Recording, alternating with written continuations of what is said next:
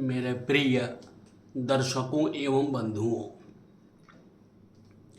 हरिओम। मैं आज इस एपिसोड में एक अत्यंत महत्वपूर्ण टॉपिक लेकर के आया हूँ। मार्केश, कुंडली में बनने वाले मारक ग्रह जिसको मार्केश कहते हैं, किसी जातक की कुंडली में पिछले एपिसोड में यानी कल ही मैं एक जातक के कुंडली का विश्लेषण कर रहा था और वर्तमान समय में उस जातक का शनि की महादशा मार्केश होते हुए एवं शनि की 7.5 भी चल रही थी। 3 चीज, मार्केश की महादशा, शनि की महादशा एवं 7.5 शनिचर। तो अलग अलग ये 3 चीज है। आज एपिसोड में मैं बतलाऊंगा कि मार्केश क्या है, 7.5 शनिचर क्या है, शनि की महादशा क्या है। शनि की महादशा तो आप समझ रहे हैं सब, लेकिन शनि की महादशा किसके लिए उत्तम होगा, यानी शनि की दशा में सब कुछ सुख शांति और सारी चीज जो है पद प्रतिष्ठा सब प्रदान करेगा, और किसके लिए, किस लग्न के लिए, किस राशि के लिए अत्यंत दुख भी देता है। 7.5 और महादशा दोनों 2 चीज है। तो सबसे पहले हम आज मार्केश के विषय में बता रहे हैं। आप कैसे जानिएगा कि मार्केश की दशा चल रही है। कुंडली में 12 भाव होते हैं। जैसे ये कुंडली है और इस कुंडली में 12 भाव हैं।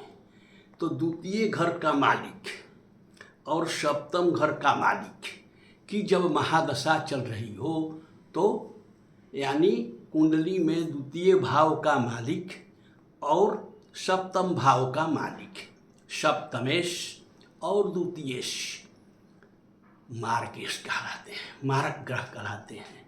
कुंडली में 12 घर हैं, जबकि द्वितीय घर का मालिक और सप्तम घर का मालिक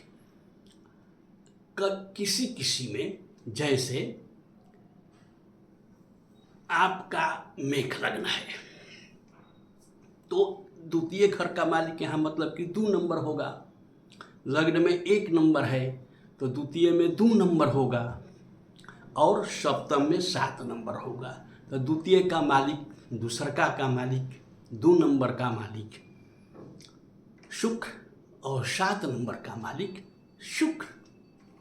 तो मेष लग्न का जबरदस्त मार्केश जो है वह शुक्र हुआ। उसी प्रकार जैसे 7 नंबर कल बतला रहे थे, 7 नंबर तुला लग्न है। तो तुला लग्न का अगर द्वितीय भाव में हम अंक देखेंगे तो 8 हुआ और सप्तम में गिनेंगे तो 1 हुआ। तो 8 और 1 का दोनों का मालिक मंगल होता है। तो मार्केश, तो कल कुंडली में सिंह लग्न का हम वर्णन कर रहे थे। सिंह लग्न का जातक यानी 5 नंबर और 6 नंबर हुआ द्वितीय भाव का मालिक यानी बुध, उसका मालिक हुआ, और सप्तम भाव का मालिक शनिचर हुआ। दोनों में ये समग्रह ग्रह है, बुध है, और शनिचर जो है वह पापी ग्रहों में से है, इसलिए सप्तम भाव का प्रभाव ज़्यादा होगा। इसलिए शनि यहाँ जो है सिंह लग्न में प्रबल मार्केश होता है। उसी प्रकार अलग अलग लग्नों में अलग अलग, जैसे मेष लग्न में जो है शुक्र हुआ, 2 नंबर अगर वृक्ष लग्न हो रहा है तो 3 और 9 होगा, यानी बुध द्वितीय घर का मालिक और बृहस्पति जो है सप्तम घर का मालिक। तो बुध और बृहस्पति जो है वह मार्केस का है। तो अलग अलग मार्केस की होते हैं। तो जब मार्केस की महादशा चलेगी तो शारीरिक कष्ट निश्चित रूप से होगा, परंतु जैसे अब ये तो मार्केस की महादशा के बारे में आप मार्केस के विषय में समझ लिए कि कुंडली में द्वितीय घर का मालिक जो है और सप्तम घर का मालिक दोनों में जो प्रबल हो या दोनों एक हो जाए, जैसे मेष लग्न में शुक्र हुआ, तुला लग्न में मंगल हुआ, तो उसमें तो कोई देखना नहीं है, तो मंगल और शुक्र मार्केस हुआ, उनकी दशा और अंतर्दशा चलेगी तो कष्टकारक होगी। उसी प्रकार शनि की महादशा में कुछ ऐसे लग्न होते हैं जो कि उनके लिए शनि वरदान होता है। जैसे तुला लग्न 7 नंबर, तो उस चतुर्थ भाव का मालिक और पंचम भाव का मालिक केंद्र और त्रिकोण यानी सप्तम और ये चतुर्थ और पंचम, यानी चतुर्थ जो है केंद्र हुआ चतुर्थ भाव और पंचम भाव जो है वह त्रिकोण हुआ। तो उसकी जब ये जो कारक हुआ तुला लग्न के लिए सर्वश्रेष्ठ जो कारक ग्रह जो है शनि है। अब शनि की स्थिति कैसी है ये देखना पड़ेगा। शनि अगर ऊंच के हों, केंद्र भाव में बैठे हुए हों, त्रिकोण में बैठे हुए हों, यानी 6, 8, 12 में नहीं बैठे हों, तो वह अपनी दशा में पद प्रतिष्ठा और सारी सुख सुविधाएं देगा। उसी प्रकार 7.5 और 7.5 जो है अलग चीज है, यह नहीं देखता। चंद्रमा ये हुआ चंद्रमा, और चंद्रमा के जब आगे पीछे गोचर से हम 7.5 देखते हैं। आजकल 11 नंबर में 7.5 जिसकी कुंभ राशि है वो उसको भी 7.5 लगी हुई है, शनिचर चल रहे हैं। मकर राशि वालों को भी 7.5 चल रही है, कुंभ राशि वालों को भी 7.5 चल रही है, मीन राशि वालों को भी 7.5, यानी चंद्रमा के आगे पीछे और चंद्रमा पर, यानी चंद्रमा के पीछे, चंद्रमा के ऊपर और चंद्रमा के बाद वाले राशि पर अगर शनिचर गोचर से चल रहे हों तो 7.5 होगा। 2.5 वर्ष, 2.5 वर्ष और 2.5 वर्ष तीनों राशियों पर, चंद्रमा के पीछे 2.5 वर्ष और चंद्रमा के पर 2.5 वर्ष और चंद्रमा के आगे 2.5 वर्ष। तब महादशा, मान लीजिए कि किसी जातक का, कल ही हम जातक के बारे में वर्णन कर रहे थे, सिंह लग्न का जातक था, तो उसकी महादशा शनिचर भी चल रही थी और 7.5, दोनों दो चीज है। तुला लग्न वालों को लिए मान लीजिए कि 7.5 चल रही हो और सिंह लग्न वालों के लिए तो बिल्कुल कष्टकारक हो गया। जैसा आप देखिए, दोनों में अंतर यह है कि 7.5 जो कारक और ये कष्टकारक मारक हो अथवा कोई भी लग्न हो, कोई भी राशि हो, उससे उसका कोई मतलब नहीं है। आप जैसा कर्म करेंगे उस तरह से यह जो है दंड देगा आपके जीवन में। 7.5 आपके कर्म के अनुसार दंड देने के लिए आता है। महादशा दोनों में अंतर है। अगर तुला लग्न वालों का मान लीजिए कि वो तो अपना काम करेगा, यानी शनि की महादशा जो है अच्छी चलेगी, पद प्रतिष्ठा सारी चीज देगा, परंतु आप जैसा कर्म किए होंगे उस तरह का फल जो है 7.5 में आपको मिलेगा। यानी दोनों दो चीज, ये न जो कारक दिखता है न कष्टकारक दिखेगा। जैसा आप कर्म करेंगे, जीवन में 3 बार आता है, जीवन में 3 बार।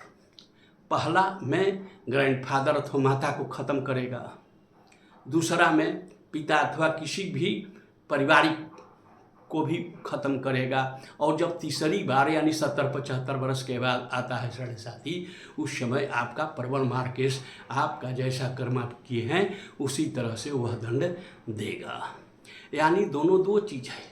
साढ़े साथी कर्म के अनुसार आपके जीवन में जैसा आप कर्म किए हैं वह दंडात्मक यानी न्याय, शनि जो है जज है, शनि न्याय देता है और यह साढ़े साथी न्याय देने के लिए आपके जीवन में आएगा।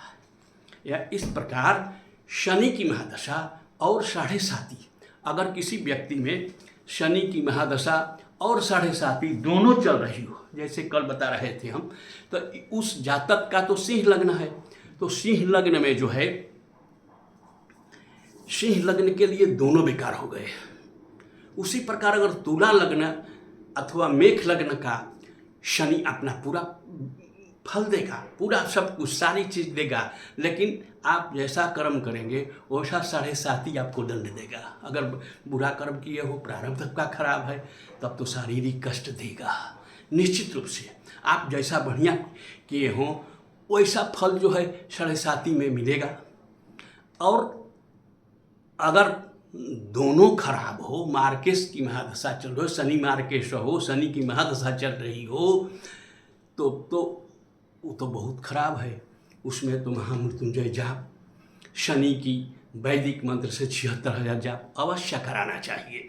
परंतु जिस कर्म के अनुसार, जैसे तुला लगना है, तो तुला लगन वालों को तो मतलब जो कारक है, जैसा शनिचर बैठा हुआ हो कुंडली में वैसा फल देगा। अलग अलग कुंडली के विश्लेषण करने के ऊपर है, शनि आपका कैसा है वैसा फल मिलेगा, लेकिन अच्छा ही मिलेगा तुला और मेष लग्न वालों के लिए। वृक्ष लग्न वालों के लिए भी अच्छा है। कर्क और सिंह लग्न वालों के लिए, जिसका लग्न कर्क हो, जिसका लग्न सिंह है, उसकी तो महादशा हो, जब साढ़े साथी आएगी तो खराब होगा।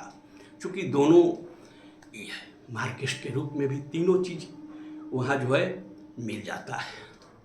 तो अलग अलग कुंडली में अलग अलग, अतः शनि से कोई डरने की आवश्यकता नहीं है। तुला लगन वाले केवल जातक जो हैं, मेष लगन वाले जातक भी जो हैं, वह अगर साढ़े साथी और शनि की महादशा दोनों आवे और बजरंग बली, हनुमान चालीसा का पाठ, सुंदरकांड का पाठ, हनुमान जी की भक्ति से कुछ नहीं होगा, सारी चीज़ें अच्छी ही होगी।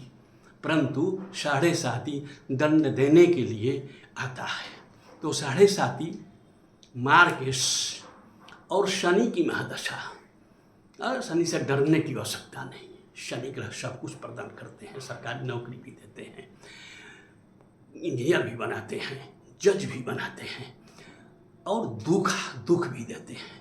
ये तो पापी ग्रह है। अगर आप जैसा साढ़े साथी यह नहीं देखता कि आपका शनि कैसा है, वह दंड देने के लिए ही आता है। और जैसे आप कर्म करेंगे, अच्छे कर्म करेंगे तो कोई बात नहीं है, बुरा कर्म किए होंगे तो उस प्रारब्ध के अनुसार आपका जो है समय के अनुसार शनि दंड देगा। तो आज इन्हीं शब्दों के साथ मैं और बिहारी त्रिपाठी अपनी वाणी को समाप्त कर रहा हूँ। अगले एपिसोड का इंतजार करें। एक जातक की कुंडली का विश्लेषण करूँगा और वो जो है तीनों चीज़ जो है उसमें समाहित रहेगा, उनकी आप इंतजार करें। एपिसोड अच्छा लगे हो तो आप शेयर करें एवं सब्सक्राइब करें। नमस्कार।